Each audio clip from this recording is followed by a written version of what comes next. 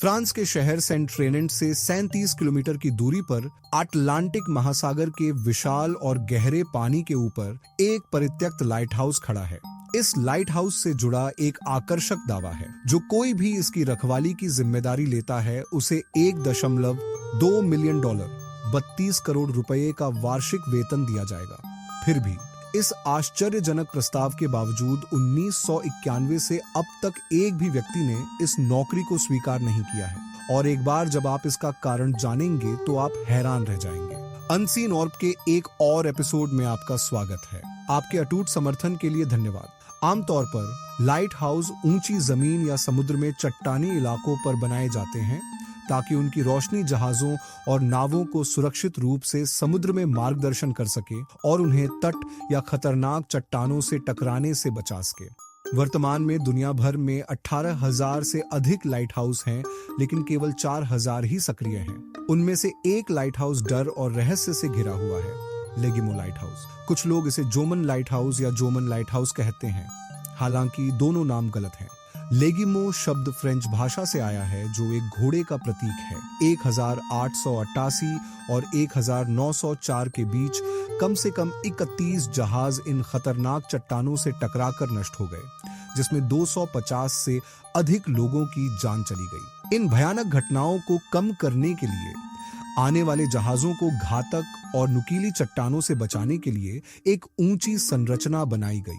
आश्चर्यजनक रूप से इस लाइट हाउस के निर्माण के दौरान भी कई लोगों की जान चली गई। 1904 में शुरू हुआ यह निर्माण कार्य 1912 में पूरा हुआ, जिसमें 8 साल की लगातार मेहनत लगी। 118 फीट की ऊंचाई वाले इस लाइट हाउस के निर्माण के लिए 5 लाख ग्रेनाइट पत्थर और 1000 टन कंक्रीट का उपयोग किया गया था।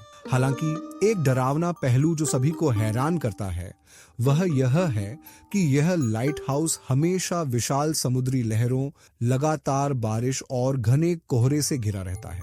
120 किलोमीटर प्रति घंटे की रफ्तार वाली समुद्री लहरें इतनी शक्तिशाली हैं कि कभी-कभी वे पूरे लाइट हाउस को डुबो देती हैं। इन लहरों का जबरदस्त प्रभाव इतना अधिक है कि लाइट हाउस खुद ही हिलने लगता है। इसके इतिहास में सबसे भयानक घटना 5 दिसंबर 1991 की हुई, जब एक भीषण तूफान आया और 60 फीट ऊंची विशाल लहरों ने लाइट हाउस पर जोरदार प्रहार किया। उस समय लाइट हाउस कीपर फेयरले गोफ अंदर तैनात थे और तूफान के बीच अपने डर से लड़ रहे थे। अचानक एक हेलीकॉप्टर की आवाज ने उनका ध्यान खींचा और उन्हें लगा कि मदद आ गई है। हालांकि हेलीकॉप्टर जॉन कुशाट का था, जो उस दिन समुद्री तूफान की तस्वीरें ले रहे थे। जैसे ही गोफ दरवाजे की ओर बढ़े, लाइट हाउस के पीछे से एक विशाल लहर उठी और उन्हें बहाकर समुद्र में ले गई। दुर्भाग्य से उनकी मौत हो गई और उनका शरीर कभी नहीं मिला। हालांकि उस घटना की एक डरावनी तस्वीर जो जॉन कुशाट ने ली थी, आज भी उस भयानक घटना का सबूत है। यह लाइट हाउस जल्द ही कुख्यात हो गया और कई मिथक और कहानियों ने इसकी डरावनी प्रतिष्ठा को और बढ़ा दिया। इस रहस्यमय संरचना को देखते हुए एक सामान्य सवाल उठता है, इसे बनाना क्यों जरूरी था और इसकी रोशनी हमेशा जलती क्यों रहनी चाहिए? सच्चाई जानने के लिए हमें समय में पीछे जाना होगा। आधुनिक परिवहन से पहले सड़कें कम थीं और कारें नहीं थीं। लंबी दूरी की यात्रा का सबसे सुरक्षित और विश्वसनीय साधन समुद्र था। हालांकि इस साधन के भी अपने खतरे थे। जहाज अक्सर समुद्र में गायब हो जाते थे। नाविक यात्रा पर निकलते थे लेकिन कभी वापस नहीं आते थे, क्योंकि समुद्र पृथ्वी की सतह का 71% हिस्सा घेरता है। अगर हम सभी 7 महाद्वीपों को मिला दें तो भी प्रशांत महासागर उनसे बड़ा होगा। प्राचीन काल में नाविकों को यह नहीं पता था कि अगली भूमि कितनी दूर है, क्योंकि नेविगेशन उस समय की सबसे बड़ी चुनौती थी। शुरुआत में वे अपना रास्ता खोजने के लिए बुनियादी नेविगेशन उपकरणों का उपयोग करते थे, लेकिन अगर सैकड़ों किलोमीटर दूर तूफान आ जाता तो ये जहाज अपना रास्ता खो देते और महीनों तक भटकते रहते। कई लोग भूख से मर जाते थे क्योंकि उन्हें भूमि नहीं मिल पाती थी। एक समुद्री आपदा ने उस समय दुनिया को हिला दिया। 1857 में हंट्समैन बे नामक एक जहाज लंदन से कनाडा के लिए रवाना हुआ, जिसमें 200 यात्री, वाणिज्यिक सामान और खाद्य आपूर्ति थी। हालांकि केवल एक दिन की यात्रा के बाद जब जहाज अजोरेस द्वीप पहुंचा तो एक भीषण समुद्री तूफान ने उसे जकड़ लिया। तूफान इतना भयानक था कि चालक दल ने जहाज का नियंत्रण खो दिया और कुछ ही पलों में यह तेज चट्टानों से टकरा गया। इस टक्कर का प्रभाव इतना विनाशकारी था कि जहाज का आधा हिस्सा नष्ट हो गया और सभी 200 यात्रियों की मौत हो गई। इस दुर्भाग्यपूर्ण घटना से 1600 साल पहले दुनिया का पहला लाइट हाउस बनाया गया था।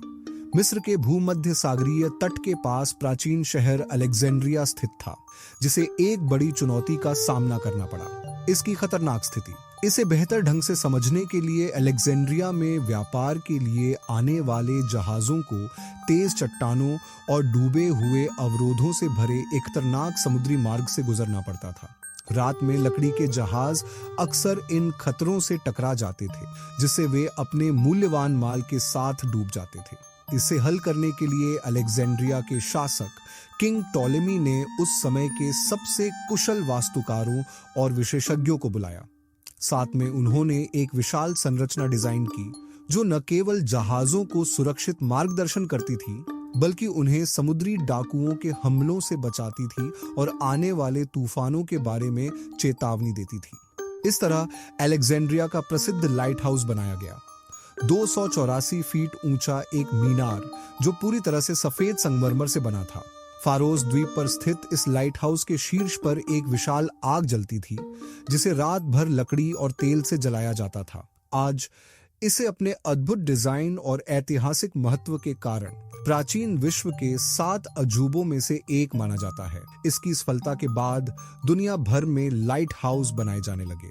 आधुनिक समय में जहाजों में उन्नत नेविगेशन सिस्टम लगे होते हैं, जिसके कारण कई लाइट हाउस को छोड़ दिया गया है। हालांकि आइए लेगिमो लाइट हाउस से जुड़ी कुछ गलत फहमियों को दूर करते हैं। एक व्यापक दावा यह है कि लाइट हाउस कीपर को $1,12,00,000 का वार्षिक वेतन दिया जाता है। क्या इसमें कोई सच्चाई है? हकीकत कुछ और ही है। 1991 में फेयरले गोफ की मौत के बाद से यह लाइट हाउस पूरी तरह से स्वचालित हो गया है, जिसमें मानवीय उपस्थिति की आवश्यकता नहीं है।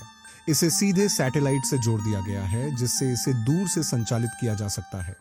हालांकि दुनिया में अभी भी कुछ लाइट हाउस हैं जहां कर्मचारी अपनी जान जोखिम में डालकर काम करते हैं। लाइट हाउस कीपर की नौकरी आसान नहीं है। उन्हें महीनों की कठोर ट्रेनिंग से गुजरना पड़ता है, क्योंकि ऐसी अलग थलग परिस्थितियों में कुछ घंटे भी जीवित रहना एक चुनौतीपूर्ण काम है। एक ऐसे कीपर नोमो पीटर्स ने अपने अनुभव को साझा करते हुए कहा कि लाइट हाउस में पहली रात डरावनी थी। समुद्री लहरों के प्रहार से ऐसा लग रहा था कि संरचना हिल रही है, जिससे सोना असंभव हो गया। उन्होंने यह भी स्वीकार किया कि उन्हें अकेलापन महसूस हो रहा था, जैसे कि कोई अनदेखी आंखें उन्हें देख रही हों। अक्सर उन्हें समुद्र से महिलाओं के रोने की आवाज भी सुनाई देती थी।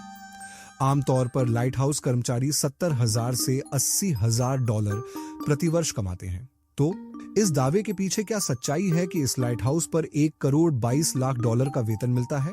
हकीकत यह है कि यह एक विस्तृत घोटाला है। इतने आकर्षक वेतन के बारे में सुनकर दुनिया भर से 50,000 से अधिक लोगों ने इस नौकरी के लिए आवेदन किया, लेकिन वे एक धोखाधड़ी के शिकार हो गए। जब यह लाइट हाउस बनाया गया था तो इसकी लागत 1 लाख यूरो थी, जो आज लगभग 29 करोड़ रुपए के बराबर है। तो एक लाइट हाउस कीपर का वेतन पूरी निर्माण लागत से अधिक कैसे हो सकता है? जवाब सरल है, धोखाधड़ी। कई लोगों को नकली वेबसाइटों पर फर्जी नौकरी के आवेदन के माध्यम से ठगा गया। जबकि दुनिया के कुछ रहस्यों को सुलझा लिया गया है, कुछ अभी भी अनसुलझे हैं। उनमें से एक गीजा का महान पिरामिड है। इसके निर्माण का वास्तविक उद्देश्य क्या था? और जब शोधकर्ताओं ने एक रोबोटिक कैमरा अंदर भेजा तो उन्होंने 4,500 साल से छिपी क्या चीज खोजी? अगर आप इस विषय पर एक वीडियो चाहते हैं तो कमेंट में बताएं।